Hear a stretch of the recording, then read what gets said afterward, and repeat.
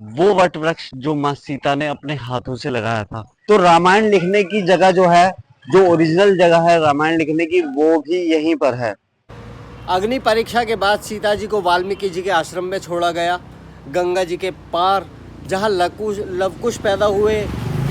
अश्वमेध का घोड़ा भी वहीं पकड़ा गया, हनुमान जी को बंदी भी वहीं बनाया गया, और सीता जी की जहाँ समाहित स्थली है वो सब कुछ आज आपको इसी वीडियो में दिखाएंगे। तो चलिए ज़्यादा टाइम वेस्ट ना करते हुए शुरू करते हैं आज का वीडियो, बने रहिए। नमस्कार दोस्तों, मैं आपका अपना बुड्ढा अंकल पहुंच गया हूं सीतामढ़ी भदोही जिला उत्तर प्रदेश। जैसा कि आप जानते हैं कि बहुत सारी जगह हिंदुस्तान में बताई गई हैं कि सीता जी की समाहित स्थल ये है।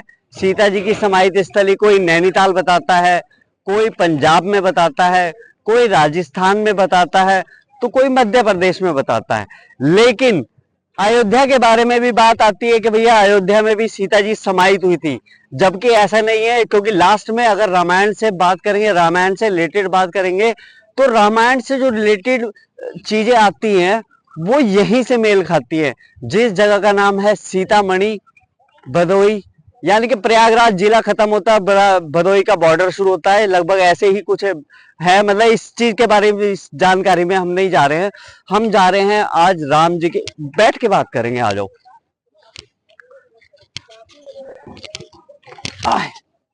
तो मेरे भाई लोगों, हमारे धर्म में हमें इतना भ्रमित किया गया, इतना भ्रमित किया गया, जिसके बारे में हमें मतलब खुद को भी सोच के शर्म आती है यार। हम एक खुद ही कहा, हमें हमारे अपने देवताओं के बारे में सही से नहीं मालूम। कोई कहीं बताता है, कोई कहीं बताता है। लेकिन जो अभी तक की जानकारी, जैसा कि आपको पता है कि मैं पूर्ण भारत की यात्रा कर रहा हूं, और लगभग एक साल मुझे होने वाला है। 25,000 किलोमीटर के आसपास मैं चल चुका हूं। 17वां मेरा राज्य चल रहा है। यूपी को मैं तीसरी बार टच कर रहा हूं, क्योंकि मैं लगा हुआ हूं रामायण से रिलेटेड चीजों को खोजने के लिए, ताकि एक सत्यता पता चले। जिस तरीके से हमारे धर्म को मिटाया गया, जिस तरीके से देख लो कितनी आस्था के साथ लोग आज इस गांव में, जो कि हाईवे से भी लगभग लगभग 10-12 किलोमीटर अंदर है, और यहाँ कितनी आस्था के साथ आ रहे हैं। लेकिन बात वही है कि सच्चाई नहीं पता यार। हमारे कुछ अंग्रेजों ने दबाया, कुछ मुसलमानों ने दबाया, समझ में ही नहीं आया किस किस ने कहां कहां दबा दिया, क्या हुआ कैसे हुआ, कुछ समझ में नहीं आ रहा। उन्हीं कड़ियों को जोड़ने के लिए मैं निकला हुआ हूँ। मेरा नाम है बुड्ढा अंकल। चलिए आज स्वागत करते हैं और आपको सारी जानकारी देंगे। अभी मंदिर में भी दिखाएंगे। यही वो जगह है जहाँ हनुमान जी को लवकुश ने बांधा था। लवकुश पैदा भी यहीं हुए थे। वाल्मीकि जी का आश्रम भी यहीं है। अश्वमेध का जो घोड़ा था वो भी यहीं पकड़ा था लवकुश ने। सारी शिक्षा दीक्षा वो सब यहीं ग्रहण की थी। और जो बाकी सब अंदर चल के दिखाते हैं आपको, दिखाने में ज्यादा मजा आएगा।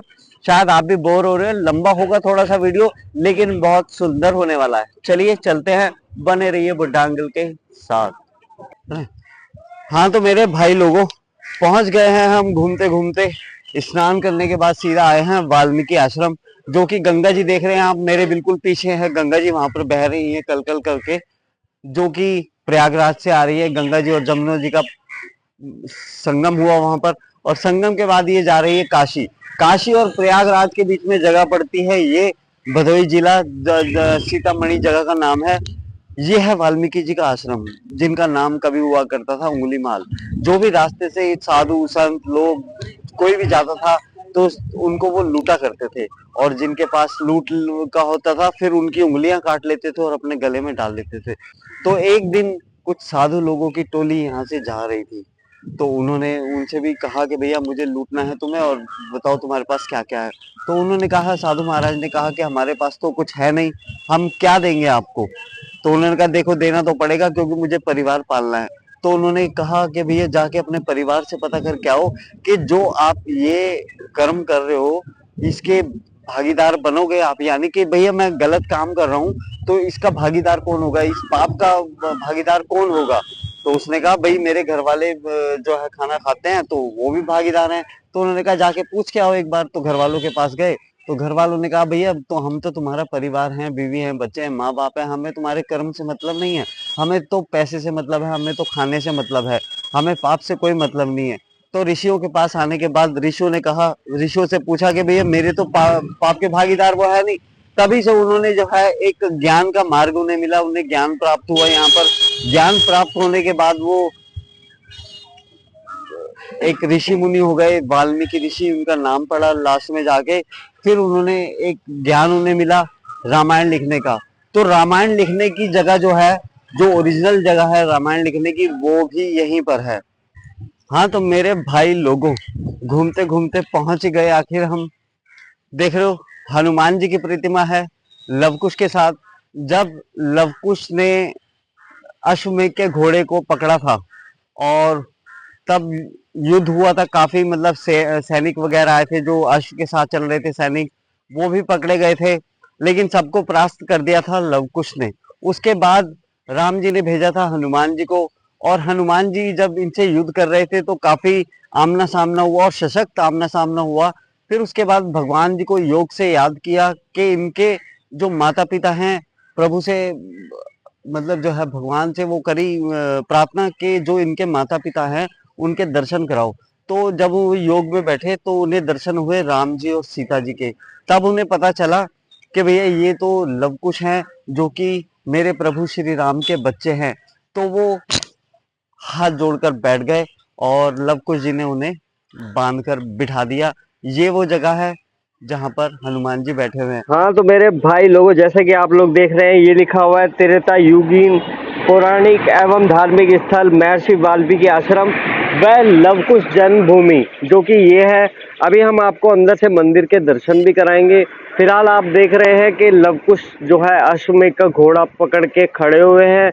उसके बाद जो है इनकी वार्तालाप होती है, सैनिकों से युद्ध होता है। फिर श्री राम भेजते हैं लक्ष्मण जी को, लक्ष्मण जी भेजते हैं हनुमान जी को कि जाकर पता करके आइए ऐसे कौन से बालक हैं जो श्री राम का घोड़ा यानी कि अश्वमेध का घोड़ा पकड़ा गया। तो ये देख रहे हैं कि बाण पाश में जो है लवकुश ने हनुमान जी को बांधा हुआ है। उसके बाद हम चलते हैं सीधा अंदर मंदिर के दर्शन करने के लिए, जो कि बहुत ही भव्य तरीके से अंदर मंदिर के अंदर बहुत ही सुंदर, बहुत ही शांति, बहुत ही सुकून के वाकई में कोई स्पेशल हो रहा है। जैसे कोई जगह होती है जैसे हो रहा है जहाँ बहुत खूबसूरत हो रहा होती है, मन को शांति मिलती है, ऐसी जगह बनी हुई है। बराबर में ही गंगा जी के जो है दर्शन करते हैं, स्नान करते हैं लोग। और उसके बाद यहाँ पर थोड़ी सी ही दूरी पर जो है सीता जी की समाधि स्थली है, जहाँ पर हम अभी आपको लेके चलेंगे। फिलहाल आप देख रहे हैं राम लक्ष्मण जानकी भरत शत्रुघ्न हनुमान जी सभी एक साथ की प्रतिमा है। और उसके बाद हमने मंदिर की परिक्रमा, जैसा कि आपको भी हम मंदिर की परिक्रमा करा रहे हैं। उसके बाद हम लेके चलेंगे आपको वट वृक्ष पर, जो कि सीता जी ने अपने हाथों से लगाए थे, जहाँ पर बच्चों को शिक्षा दीक्षा दी गई थी, वो सभी कुछ दिखाएंगे। तो चलिए चलते हैं, बने रहिए बुड्ढा अंकल के साथ। ठीक है प्रभु, चलते हैं आगे, और अभी बहुत सारी जगह दिखाने को है। चलिए चलते हैं।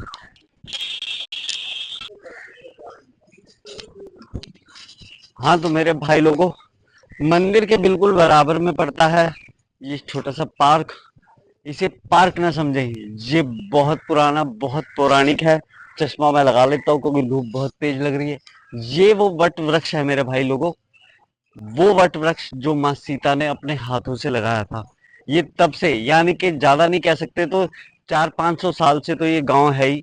तो 400-500 साल से तो ये वट वृक्ष अपने आप ही कभी सूखा नहीं, माँ सीता ने अपने हाथ से लगाया था, ये भी लगाया था। यही वो स्थान है जहाँ लवकुश का जन्म हुआ था। माँ सीता की रसोई भी अभी आपको दिखाएंगे, हनुमान जी की 108 फुट की मूर्ति में भी आप दिखाएंगे, कहानी कथा भी अभी आपको बीच में और थोड़ा थोड़ा करके बताएंगे। वैसे कहानी के लिए मैं जो है एक अलग से वीडियो बना देता हूँ आजकल, तो अगर उसको भी देखेंगे तो बहुत अच्छा रहेगा। और अगर आप नए हैं, वीडियो अच्छा लग रहा है तो मेरे भाई सब्सक्राइब कर देना, और पुराने हैं तो कमेंट करके मुझे और अच्छा बनाने के लिए प्रेरित करें। लाइक का बटन दबाएं, कमेंट करें। लाइक के बटन से क्या होता है मेरे भाई लोगों, लाइक के बटन से मुझे पैसा नहीं मिलता या मुझे कुछ और नहीं मिलता। लाइक के बटन से ये मिलता है कि यूट्यूब को ये पता चलता है कि भैया वीडियो अच्छा है, लोग देख रहे हैं, तो उसको वो थोड़ा सा 4 लोगों तक और आगे पहुंचाने की कोशिश करता है। बस इतनी सी मदद आपसे मांग रहा हूँ। दूसरी मदद ये है कि सब्सक्राइब का बटन दबा दीजिए। और अभी हम चल रहे हैं आगे, जहां आपको बहुत कुछ है अभी दिखाने को। बने रहिए बुड्ढा अंकल के साथ। चलिए चलते हैं। हाँ तो मेरे भाई लोगों, अब चल रहे हैं हम सीधा हनुमान जी की प्रतिमा के पास, जो कि 108 फुट की ऊंचाई लेकर है। यहाँ पर बहुत ही खूबसूरत तरीके से बनाई हुई है, जैसे कि आप लोग देख रहे हैं। ये है 108 फुट हनुमान जी की प्रतिमा, जो कि बहुत ही सुंदर अपने आप में। देखने पे भी ऐसा ही प्रतीत होता है कि वाकई में साक्षात दर्शन हो रहे हैं हनुमान जी के। ये वो स्थान है जहाँ पर सीता जी समाहित हुई थी पृथ्वी के अंदर, जब उन्होंने पृथ्वी माँ को आवाज लगाई थी कि माँ अब मुझसे सहन नहीं हो रहा है, अब आप मुझे जमीन में समा दो, या मतलब भूमि के अंदर समा दो। जो भी कहा होगा उस समय पर, वो समाहित स्थली हम आपको दिखाएंगे।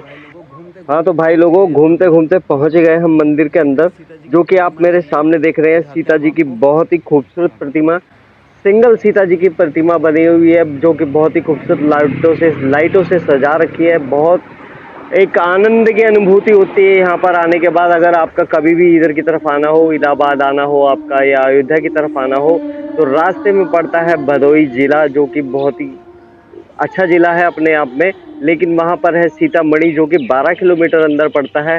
ये जो आप सामने देख रहे हैं, पत्थरों की शिला बनी हुई है, जिसके ऊपर माँ सीता की प्रतिमा बनी हुई है।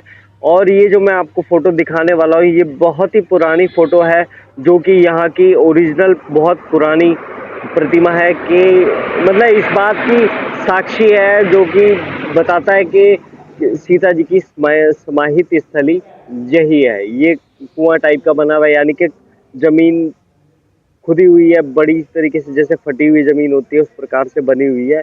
और सीता जी की प्रतिमा कैमरे में, तो मैं वाकई में आपको रियलिटी में जिंदगी का एक्सपीरियंस बता रहा हूँ कि मैंने इतनी खूबसूरत प्रतिमा आज तक नहीं देखी। साक्षात प्रतिमा है माँ सीता की।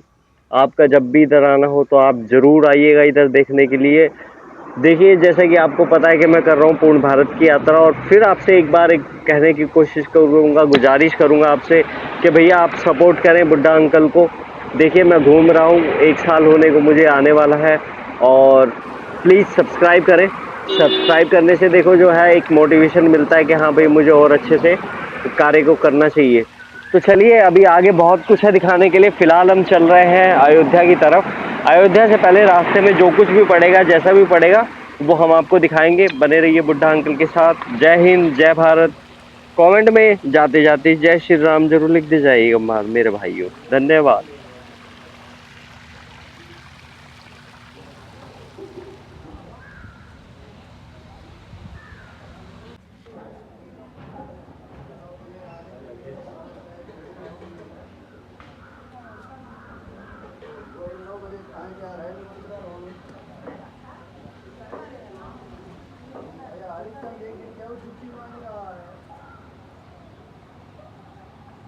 ले ले बात कर रहे।